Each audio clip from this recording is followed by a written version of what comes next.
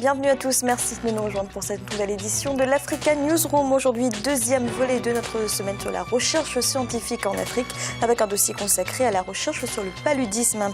Au sommaire également de cette émission, accusation et défense pourvoi en cassation après la condamnation de l'ancienne première dame de Côte d'Ivoire, Simone Gbagbo. Et au Mali, une médiation de l'ONU est à Kidal pour tenter de convaincre la rébellion Touareg de parapher le projet d'accord de paix. Et pour nous accompagner pendant cette émission, Monsieur Chatoué Kamga Hervé, vous êtes médecin, bienvenue. Merci, bonjour à tout le monde. Et avec nous également nos éditorialistes, Jean-François Kandji-Combé, bienvenue. Merci Fanny et bonsoir à nos téléspectateurs et téléspectatrices. Et Malik Hacher, bienvenue. Merci Fanny, bonsoir à tout le monde. Tout de suite, l'actualité du jour.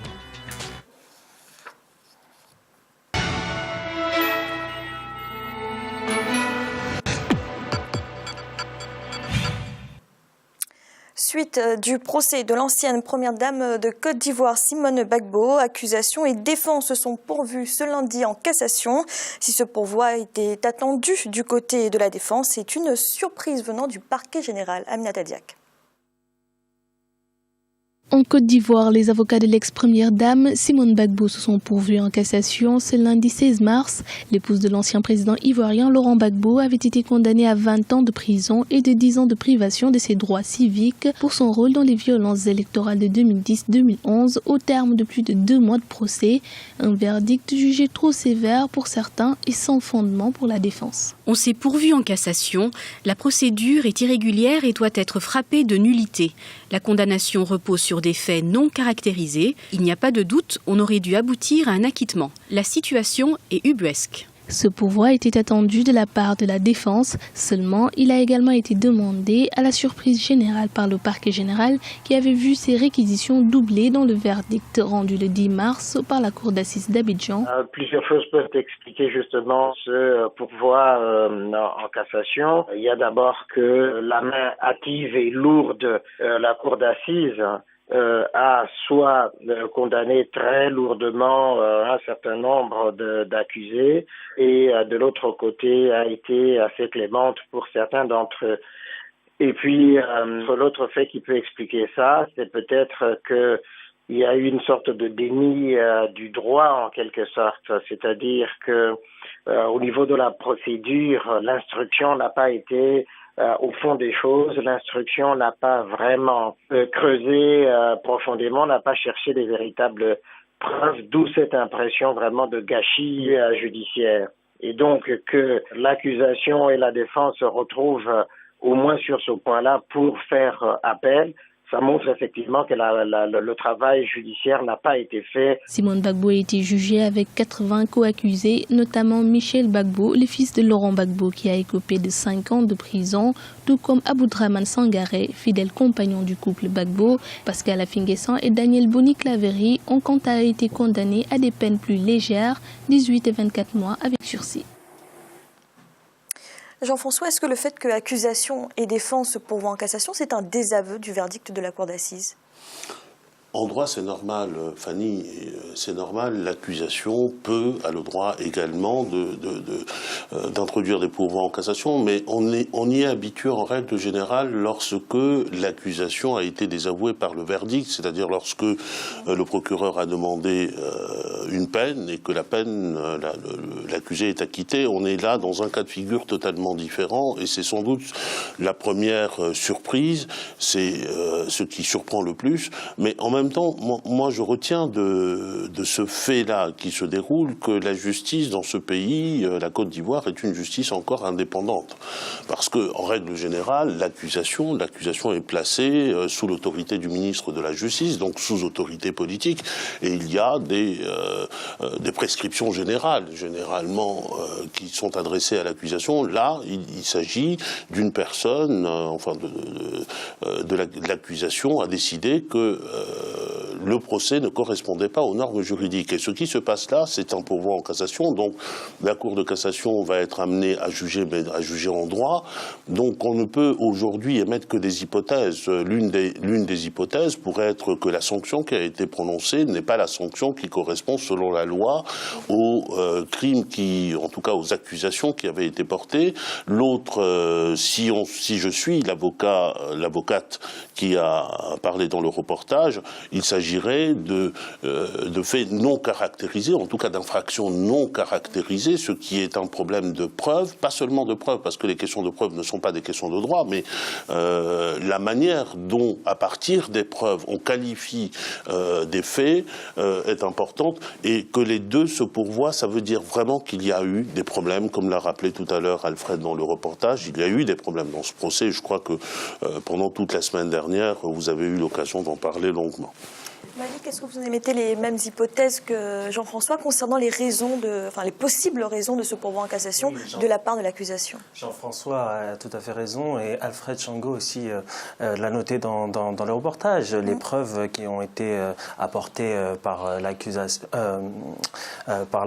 n'ont pas été suffisantes.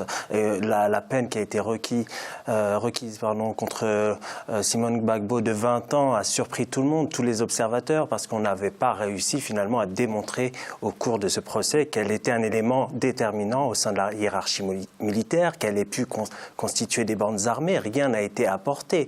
Et sa participation dans la crise politico-militaire de 2010-2011 en Côte d'Ivoire n'a pas été prouvée. Pour vous, il y a de gros manquements dans les procédures judiciaires dans ce procès? Oui, bien sûr, bien évidemment. Il y a un problème d'instruction, ça a été noté dans le reportage. Les preuves n'ont pas été apportées, elles ne sont pas solides. Et ce procès a été jugé comme un peu vindicatif. Enfin, il a été fait rapidement. Et la communauté internationale a été aussi surprise par ce procès. Et moi qui avais émis des doutes quand même, parce que je l'avais dit sur ce plateau, je fais un peu mon mea culpa peut-être, mais j'étais étonné de la sévérité de la sanction, et je suis quand même agréablement surpris que le parquet demande un pourvoi en cassation. Et là, effectivement, on peut espérer avoir un procès qui soit équitable pour les deux parties. Jean-François, alors la Cour de cassation examine la justesse d'un verdict au regard du droit et non du fond. Est-ce que cela va jouer dans la décision qui va être rendue? Est-ce que la Cour de cassation peut invalider complètement le jugement de la Cour d'assises? Alors ce qui se passe habituellement, c'est que la Cour de cassation, quand elle est saisie, elle casse, elle renvoie ou elle rejette la requête. Donc, en l'occurrence, si les pourvois prospèrent, ça veut dire que la Cour de cassation aura cassé le jugement et aura renvoyé pour qu'il y ait un jugement à nouveau au fond. Les raisons pour lesquelles la Cour de cassation peut casser sont des raisons de droit, c'est-à-dire de violation de la loi ou d'appréciation, de mauvaise appréciation des faits ou de mauvaise qualification des faits. Par exemple, lorsque il y a un certain nombre de faits qui apportent la preuve d'un délit et qu'on condamne la personne pour un crime, il y a là une fausse qualification, une mauvaise qualification à laquelle on a appliqué la peine qui n'était pas la peine adéquate. En tout cas, dans le contexte où nous sommes, il y a une dimension politique qui est évidente. Dans la précipitation, d'une part, des procès, dans la manière dont les choses se sont déroulées, et à côté du procès de Simone Gbagbo, il faut que nos téléspectateurs sachent qu'aujourd'hui, il y a une foule de procès qui sont en train d'être diligentés contre des officiers, contre des militaires, en tout cas de façon générale, et il se trouve que précisément, les premiers procès ont débouché sur des acquittements. Il y a dans ce procès un véritable problème d'instruction. Je ne veux pas mettre là en accusation l'accusation, parce que c'est l'accusation qui se pourvoit en cassation, parce qu'elle reconnaît précisément qu'il n'y avait pas suffisamment d'éléments pour aller vers de telles qualifications et vers de telles peines. Merci. Dans l'actualité également, médiation de la dernière chance au Mali. Une médiation internationale menée par les Nations Unies est à Kidal. Elle doit tenter de convaincre la rébellion Touareg de parapher le projet d'accord de paix. Ibrahim Ndiaye. Nouvel espoir dans le processus de paix dans le nord du Mali. Une équipe de médiateurs internationaux sous l'égide de la MINUSMA, la mission des Nations Unies au Mali, est attendue ce mardi à Kidal pour convaincre les groupes rebelles de signer le pré-accord de paix.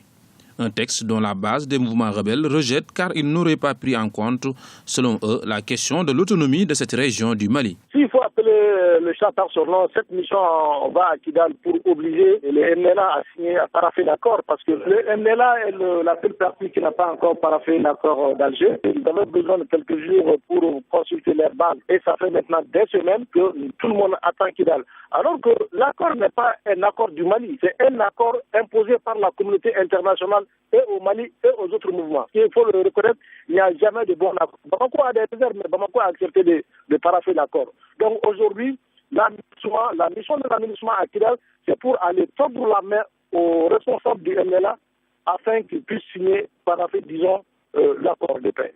Malgré plusieurs jours d'intenses négociations, les groupes rebelles du Nord Mali, les chefs traditionnels et les représentants de la société civile locale n'ont pas réussi à se mettre d'accord sur la nécessité de signer ce préaccord de paix validé le 1er mars à Alger, en Algérie. Face à cette impasse, la communauté internationale impliquée dans les négociations se voit obligée de réagir. Aujourd'hui, vu que le MNLA traîne les pas, donc la communauté internationale, pour sa crédibilité, est obligée de mettre la pression sur le MNLA afin que le MNLA paraffe l'accord. Parce que, comme je l'ai dit, l'accord est un accord de la médiation, c'est-à-dire de la communauté internationale. Le Mali, de son côté, a accepté.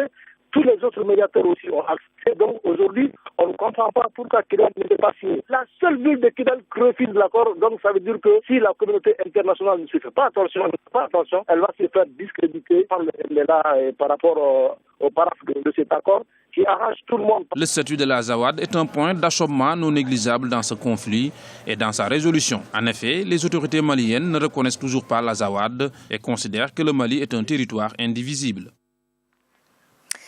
Malik, est-ce qu'on a raison de dire qu'il s'agit de la médiation de la dernière chance ? Oui, parce que je pense qu'Alger a joué son rôle et on connaît le rôle d'Alger qui a été depuis longtemps un expert sur ces questions et notamment sur la question malienne. Il faut rappeler qu'Alger a parrainé déjà plusieurs accords au Mali, notamment celui du Pacte national en 1992. Alger a ses réseaux et connaît très bien le sujet.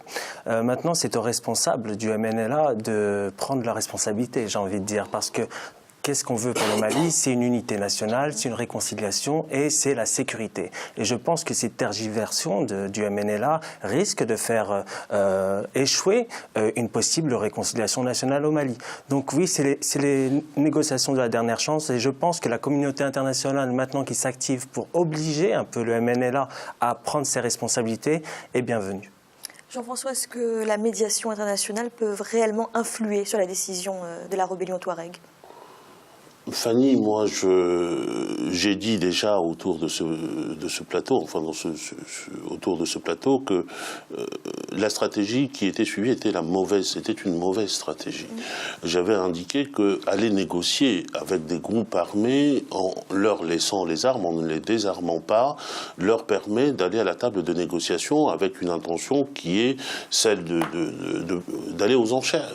On a des enchères en permanence. Lorsqu'il y a négociation, normalement, les négociateurs vont à la table des négociations avec un mandat clair. Vous pouvez négocier ceci, vous pouvez négocier ceci. Ici, c'est un point de rupture.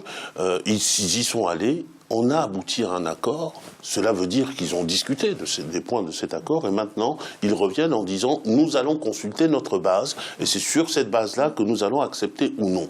C'est inacceptable, mais je pense que le verre est dans le fruit dès le départ. À partir du moment où on considère que on négocie la paix au Nord Mali, ça veut dire que l'intégrité du Mali et l'unité de ce pays est sur la table de négociation. On admet que cela puisse se négocier. D'ailleurs, le point de fracture et le point d'opposition que nous avons ici consiste pour le MNLA à dire que dans cet accord, il n'y a pas de statut politique pour l'Azawad. C'est quoi un statut politique? Soit un État fédéré, soit un État indépendant. Et aujourd'hui, la communauté internationale joue ce jeu trouble qui jette le trouble d'ailleurs sur l'intégrité d'un pays qui n'est pas discuté par sa population, peut-être par des groupuscules, mais je pense que le préalable dans ce genre d'affaires, c'est de désarmer ou alors de demander aux bandes armées de déposer les armes pour aller à la table des négociations. On peut discuter du statut constitutionnel d'un territoire, on peut discuter de son statut administratif, y compris sous la forme des pouvoirs, mais pas avec des armes. Et l'erreur qui a été commise dès le départ, c'est ça. Malik, vous êtes d'accord, les négociations étaient déjà faussées dès le départ? Moi, je serais un peu plus optimiste, mais c'est pas un pessimisme qu'exprime ici Jean-François. Je comprends parfaitement. Il a bien raison de parler de ce problème des bandes armées, parce que vous savez que même pendant les négociations, il a été difficile d'établir un cessez-le-feu au Nord-Mali. Donc, Jean-François a bien raison. Moi, je pense que l'Algérie fait le nécessaire pour essayer de permettre au Nord-Mali, et il faut dire à l'Azawad, à la région de l'Azawad, d'avoir un statut particulier. Maintenant, comme je l'ai dit, on ne peut pas, comme l'a dit Jean-François, prétendre à une unité du Mali quand les revendications ne sont pas acceptables. On ne peut pas revendiquer une indépendance, sachant qu'on essaie de reconstituer ici un état de droit déjà. Donc ce n'est pas évident. On peut, pourquoi pas, procéder, discuter sur une certaine autonomie politique, mais dans le cadre d'un Mali peut-être fédéré, ce sont des choses qui peuvent se discuter. Mais effectivement, le respect du cessez-le-feu, le respect de ne pas s'engager dans des actions armées, c'est là le point essentiel. Et effectivement, dans ces pourparlers, il y a eu un défaut, parce qu'il y a eu cette difficulté à établir un cessez-le-feu sur le terrain. Mais ça veut dire quoi? Que si la rébellion Touareg aujourd'hui reste sur ses positions, il faut renégocier, il faut recommencer tout depuis le départ? Mais le problème, c'est que la rébellion Touareg a un jeu trouble. Jean-François l'a dit. Ils vont à Alger, ils négocient.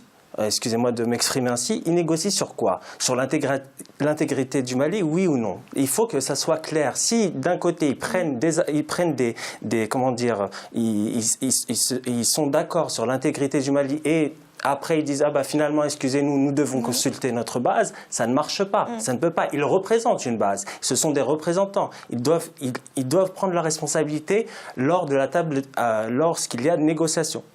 Rapidement, Jean-François. Oui, moi je pense que si vraiment on n'aboutit pas ici, la mission de la médiation internationale échoue, il faut qu'on en vienne à une évidence, c'est qu'il y a des obstacles à l'établissement de la paix au Mali, pas seulement dans le nord du Mali, et qu'on traite les personnes qui ont fait échouer cette médiation en conséquence. Ce qui veut dire quoi? Ce qui veut dire qu'il faut désarmer par la force s'il le faut.